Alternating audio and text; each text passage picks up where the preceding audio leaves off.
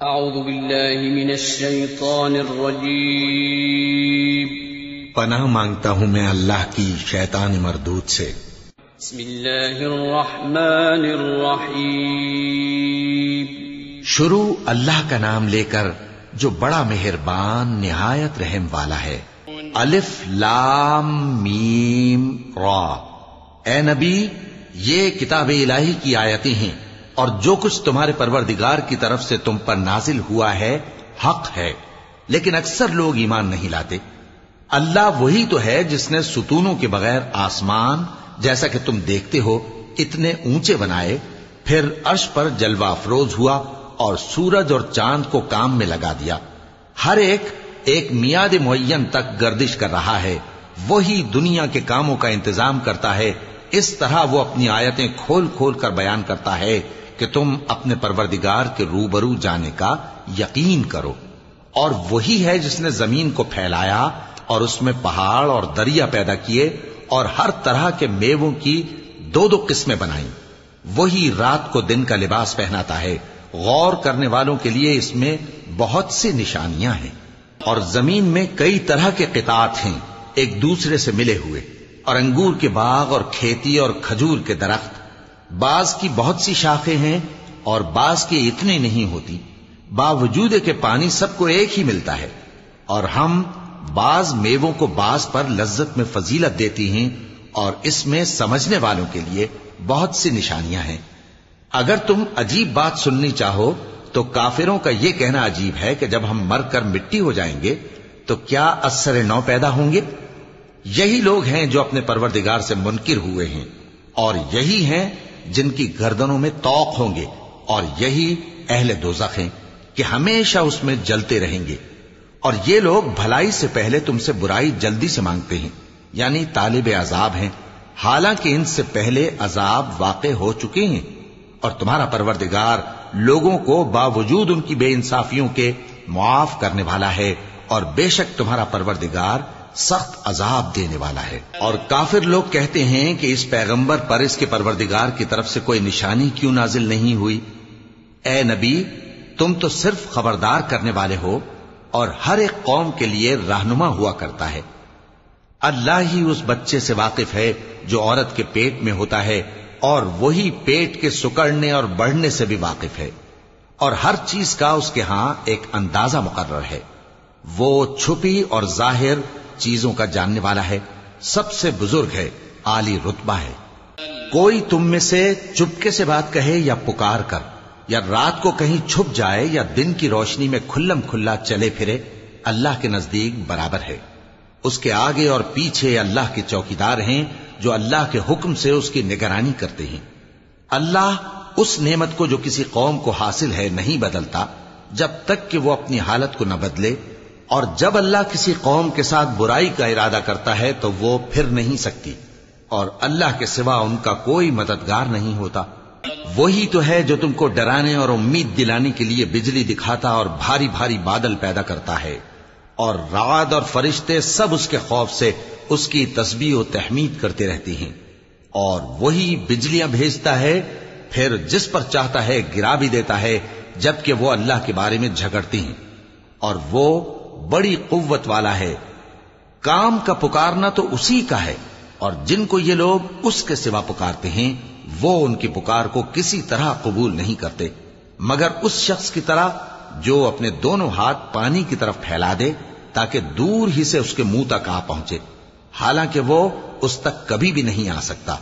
اور اسی طرح کافروں کی پکار بیکار ہے۔ اور جتنی مخلوقات آسمانوں اور زمین میں ہے، خوشی سے یا ناخوشی سے اللہ کے آگے سجدہ کرتی ہے، اور ان کے سائے بھی صبح و شام سجدے کرتے ہیں۔ چونکہ آیت سجدہ تلاوت کی گئی ہے لہذا سامعین پر سجدہ واجب ہے۔ ان سے پوچھو کہ آسمانوں اور زمین کا پروردگار کون ہے؟ تم ہی کہہ دو کہ اللہ۔ ان سے کہو کہ کیا تم نے اللہ کو چھوڑ کر ایسے لوگوں کو کارساز بنایا ہے جو خود اپنے نفع و نقصان کا بھی اختیار نہیں رکھتے؟ کہو کیا اندھا اور آنکھوں والا برابر ہیں، یا اندھیرا اور اجالا برابر ہو سکتا ہے؟ بھلا ان لوگوں نے جن کو اللہ کا شریک مقرر کیا ہے کیا انہوں نے اللہ کسی مخلوقات پیدا کی ہے جس کے سبب ان کے لیے مخلوقات مشتبہ ہو گئی ہے؟ کہہ دو کہ اللہ ہی ہر چیز کا پیدا کرنے والا ہے اور وہ یکتا ہے، بڑا زبردست ہے۔ اسی نے آسمان سے مے برسایا، پھر اس سے اپنے اپنے اندازے کے مطابق نالے بہ نکلے، پھر پانی پر پھولا ہوا جھاگ آ گیا، اور جس چیز کو زیور یا کوئی اور سامان بنانے کے لیے آگ میں تپاتے ہیں اس میں بھی ایسا ہی جھاگ ہوتا ہے۔ اس طرح اللہ حق و باطل کی مثال بیان فرماتا ہے۔ سو جھاگ تو سوکھ کر زائل ہو جاتا ہے، اور پانی جو لوگوں کو فائدہ پہنچاتا ہے وہ زمین میں ٹھہرا رہتا ہے۔ اس طرح اللہ صحیح اور غلط کی مثالیں بیان فرماتا ہے تاکہ تم سمجھو۔ جن لوگوں نے اللہ کے حکم کو قبول کیا ان کی حالت بہت بہتر ہوگی، اور جنہوں نے اس کو قبول نہ کیا اگر روئے زمین کے سب خزانے ان کے اختیار میں ہوں تو وہ سب کے سب اور ان کے ساتھ اتنے ہی اور نجات کے بدلے میں صرف کر ڈالیں، مگر نجات کہاں؟ ایسے لوگوں کا حساب بھی برا ہوگا اور ان کا ٹھکانہ بھی دوزخ ہے، اور وہ بری جگہ ہے۔ بھلا جو شخص یہ جانتا ہے کہ جو کچھ تمہارے پروردگار کی طرف سے تم پر نازل ہوا ہے حق ہے، وہ اس شخص کی طرح ہے جو اندھا ہے، اور سمجھتے تو وہی ہیں جو عقل مند ہیں، جو اللہ کے عہد کو پورا کرتے ہیں اور قول و قرار کو نہیں توڑتے، اور جن رشتوں کے جوڑے رکھنے کا اللہ نے حکم دیا ان کو جوڑے رکھتے اور اپنے پروردگار سے ڈرتے رہتے اور برے حساب سے، اور جو اپنے پروردگار کی خوشنودی حاصل کرنے کے لیے مصائب پر صبر کرتے ہیں اور نماز پڑھتے ہیں، اور جو مال ہم نے ان کو دیا ہے اس میں سے پوشیدہ اور ظاہر خرچ کرتے ہیں اور نیکی سے برائی کو دور کرتے ہیں، یہی لوگ ہیں جن کے لیے عاقبت کا گھر ہے، یعنی ہمیشہ رہنے کے باغات جن میں وہ داخل ہوں گے، اور ان کے باپ دادوں اور بیویوں اور اولاد میں سے جو نیکوکار ہوں گے وہ بھی بہشت میں جائیں گے، اور فرشتے بہشت کے ہر ایک دروازے سے ان کے پاس آئیں گے اور کہیں گے تم پر سلام ہو، یہ تمہاری ثابت قدمی کا بدلہ ہے، اور عاقبت کا گھر خوب گھر ہے۔ اور جو لوگ اللہ سے پختہ عہد کر کے اس کو توڑ ڈالتے اور جن رشتوں کے جوڑے رکھنے کا اللہ نے حکم دیا ہے ان کو قطع کر دیتے اور ملک میں فساد کرتے ہیں، ایسوں پر لعنت ہے اور ان کے لیے برا انجام ہے۔ اللہ جس کا چاہتا ہے رزق فراخ کر دیتا ہے اور جس کا چاہتا ہے تنگ کر دیتا ہے، اور کافر لوگ دنیا کی زندگی پر خوش ہو رہے ہیں، اور دنیا کی زندگی آخرت کے مقابلے میں بہت تھوڑا سامان ہے۔ اور کافر کہتے ہیں کہ اس پیغمبر پر اس کے پروردگار کی طرف سے کوئی نشانی کیوں نازل نہیں ہوئی؟ کہہ دو کہ اللہ جسے چاہتا ہے گمراہ کرتا ہے، اور جو اس کی طرف رجوع ہوتا ہے اس کو اپنی طرف کا رستہ دکھاتا ہے، یعنی ان کو جو ایمان لاتے اور جن کے دل اللہ کی یاد سے آرام پاتے ہیں ان کو۔ اور سن رکھو کہ اللہ کی یاد سے ہی دل آرام پاتے ہیں۔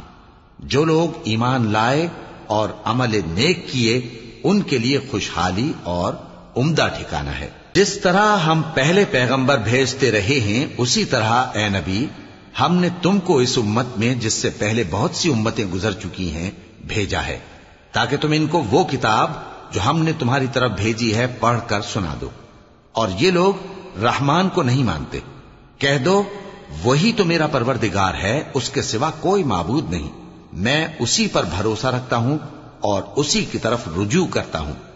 اور اگر کوئی قرآن ایسا ہوتا کہ اس کی تاثیر سے پہاڑ چل پڑتے یا زمین پھٹ جاتی یا مردوں سے کلام کر سکتے تو کیا یہ لوگ ایمان لے آتے؟ بات یہ ہے کہ سب باتیں اللہ کے اختیار میں ہیں، تو کیا مومنوں کو اس سے اطمینان نہیں ہوا کہ اگر اللہ چاہتا تو سب لوگوں کو ہدایت کے رستے پر چلا دیتا؟ اور کافروں پر ہمیشہ ان کے اعمال کے بدلے آفت آتی رہے گی یا ان کے مکانات کے قریب نازل ہوتی رہے گی یہاں تک کہ اللہ کا وعدہ آ پہنچے۔ بے شک اللہ وعدہ خلاف نہیں کرتا۔ اور تم سے پہلے بھی رسولوں کے ساتھ تمسخر ہوتے رہے ہیں، تو میں نے کافروں کو مہلت دی، پھر میں نے ان کو پکڑ لیا۔ سو دیکھ لو کہ میرا عذاب کیسا رہا۔ تو کیا وہ جو ہر شخص کے اعمال کا نگراں و نگہبان ہے وہ بتوں کی طرح بے علم و بے خبر ہو سکتا ہے؟ اور ان لوگوں نے اللہ کے شریک مقرر کر رکھے ہیں۔ ان سے کہو کہ ذرا ان کے نام تو لو۔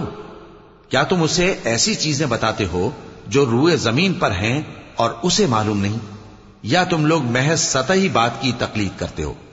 اصل یہ ہے کہ کافروں کو ان کے فریب خوبصورت معلوم ہوتے ہیں اور وہ ہدایت کے رستے سے روک لیے گئے ہیں، اور جسے اللہ گمراہ رہنے دے اسے کوئی ہدایت کرنے والا نہیں۔ ان کو دنیا کی زندگی میں بھی عذاب ہے اور آخرت کا عذاب تو بہت ہی سخت ہے، اور ان کو اللہ کے عذاب سے کوئی بھی بچانے والا نہیں۔ جس جنت کا پرہیزگاروں سے وعدہ کیا گیا ہے اس کی شان یہ ہے کہ اس کے نیچے نہریں بہ رہی ہیں، اس کے پھل ہمیشہ باقی رہنے والے ہیں اور اس کے سائے بھی۔ یہ ان لوگوں کا انجام ہے جو متقی ہیں، اور کافروں کا انجام دوزخ ہے۔ اور جن لوگوں کو ہم نے کتاب دی ہے وہ اس کتاب سے جو تم پر نازل ہوئی ہے خوش ہوتی ہیں، اور بعض فرقے اس کی بعض باتیں نہیں بھی مانتے۔ کہہ دو کہ مجھ کو یہی حکم ہوا ہے کہ اللہ ہی کی عبادت کروں اور اس کے ساتھ کسی کو شریک نہ بناؤں، میں اسی کی طرف بلاتا ہوں اور اسی کی طرف مجھے لوٹنا ہے۔